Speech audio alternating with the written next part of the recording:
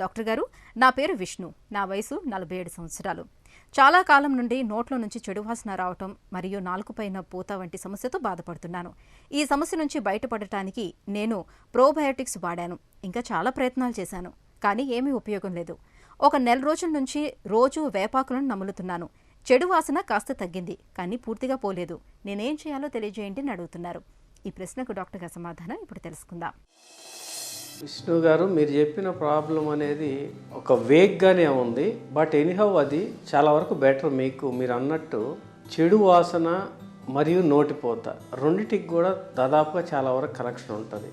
చెడు వాసన అనేది మనకు 90% చిగుళ్ళల్లోంచి కానీ, చిగుళ్ళల్లో ఉన్న వ్యాధులు కానీ, పళ్ళల్లో ఉన్న వ్యాధుల వల్ల కానీ మనకు చెడు వాసన వచ్చే అవకాశాలు చాలా ఎక్కువ ఉంటాయి. మిగతా 10% మాత్రం మనకు సైనసైటిస్ వల్ల కానీ, లేదంటే మనకు లంగ్ ఇన్ఫెక్షన్స్ ఉండడం వల్ల కానీ, ఇంకా మనకు జీర్ణకోశ వ్యాధుల్లో కనుక ఏదైనా గ్యాస్ట్రిక్ ట్రబుల్ ఉన్న వాళ్ళు కానీ వాళ్ళకి వస్తుంటుంది. కానీ 90% నోటి ద్వారానే వస్తుంది.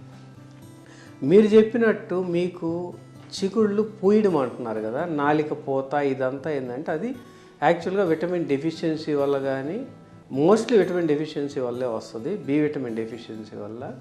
దానికి మీరు తీసుకున్నట్టు ప్రోబయోటిక్ తీసుకోవడం వల్ల మనకు నోటిపోత తగ్గుద్దే, కానీ ఈ చిగుళ్ళల్లో నుంచి వచ్చే దుర్వాసన అనేది మాత్రం తగ్గదు. ఎందుకంటే మనకు ఒకసారి ఇన్ఫెక్షన్ అనేది ఉన్న తర్వాత ఈ ఇన్ఫెక్షన్ని మనం క్లియర్ చేసుకుంటే కానీ ఆ చిగుళ్ళలో దుర్వాసన మనకు తగ్గే ఛాన్స్ ఎట్టి పరిస్థితిలోనూ ఉండదు.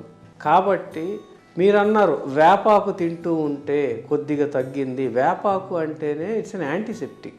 అంటే మనకున్న బ్యాక్టీరియా మీద అది యాక్ట్ చేసి ఆ బ్యాక్టీరియాని కిల్ చేస్తుంది.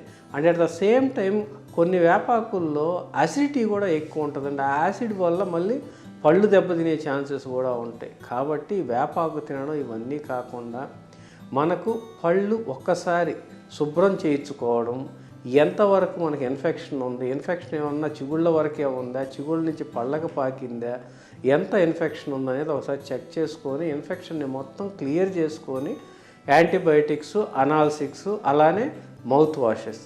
మీరు అన్నారు కదా ఇందాకేంటి వేపాకు తింటే తగ్గుందని. ఇన్స్టెడ్ ఆఫ్ వేపాకు కన్నా కూడా మనకు కల్లుప్పు ఉంటుంది కదా, రాక్ సాల్ట్ తీసుకొని కొంచెం వామ్ వాటర్లో వేసి డైలీ మార్నింగు ఈవినింగు ఒక్కసారి గాగుల్ చేసినా కూడా, అంటే 30 seconds నోట్లో నుంచి గాగుల్ చేస్తే అది మంచి యాంటీసెప్టిక్. అన్నిటికన్నా మోస్ట్ ఆఫ్ ద ఇన్ఫెక్షన్స్ అన్నీ క్లియర్ అవుతాయి. చిగుళ్ళ లోపల మీకు ఎగ్జిస్టింగ్ ఉన్న ఇన్ఫెక్షన్ క్లియర్ అవ్వాలంటే మాత్రం మీరు 100% దగ్గర ఉన్న దంతవైద్యం దగ్గరికి వెళ్ళి ఒకసారి క్లీనింగ్ చేయించుకోవాలి. ఎందుకంటే మనం బ్రష్ రోజుకి 2 సార్లు కాదు, 3 సార్లు కాదు, ఎన్నిసార్లు చేసినా బ్రష్ అన్ని ఏరియాలకి వెళ్ళి ఆ ఏరియాలు కవర్ చేయడం అనేది జరగదు. ఈ అన్ని ఏరియాలకు వెళ్ళి కవర్ చేయడం జరగనప్పుడు ఏమవుద్దంటే ఎక్కడైతే మనకు బ్రష్ క్లీన్ చేయదో ఆ ఏరియాలో ఉన్న క్రిములు ఆ చిగుళ్ళ కిందకి వెళ్ళి ఇన్ఫెక్షన్ తీసుకొచ్చే ఛాన్సెస్ ఎక్కువ. ఇన్ఫెక్షన్ తీసుకురావడం, ఆ ఇన్ఫెక్షన్ నుంచి నొప్పి కానీ, లేకపోతే చిగుళ్ళలో రక్తం రావడం కానీ, లేదా నోటి దుర్వాసన రావడం కానీ, ఏదో ఒక కాన్సిక్వెన్సెస్ జరగడం.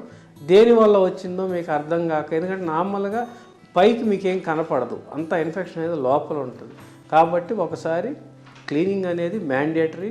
సంవత్సరంకి ఒకసారి క్లీనింగ్ చేసుకుంటే తప్పే లేదు. చాలామంది క్లీనింగ్ అంటే పైన ఎనామిల్ అరగదీసేస్తున్నాం అనే ఒక అవగాహన ఉంటుంది, కానీ ఈ అపోహలన్నీ కాదు. క్లీనింగ్ అనేది జస్ట్ మనకు అతుక్కోనున్న గారని రిమూవ్ చేయడం వరకే, వైబ్రేషన్స్.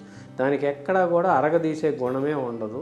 క్లీనింగ్ చేస్తే పళ్ళు జివ్వంటాయి అనేది కూడా రెండవ మిత్ అది. ఎందుకంటే క్లీనింగ్ చేసినప్పుడు ఎప్పుడైతే గార మనకు విడిపోద్దో ఫ్రెష్గా అది గాలికి ఎక్స్పోజ్ అవుద్ది. కాబట్టి ఆ గాలి తగిలినా, వేడి తగిలినా, చల్లగా తగిలినా మొదటి 2 రోజులు తీపిగానే ఉంటుంది.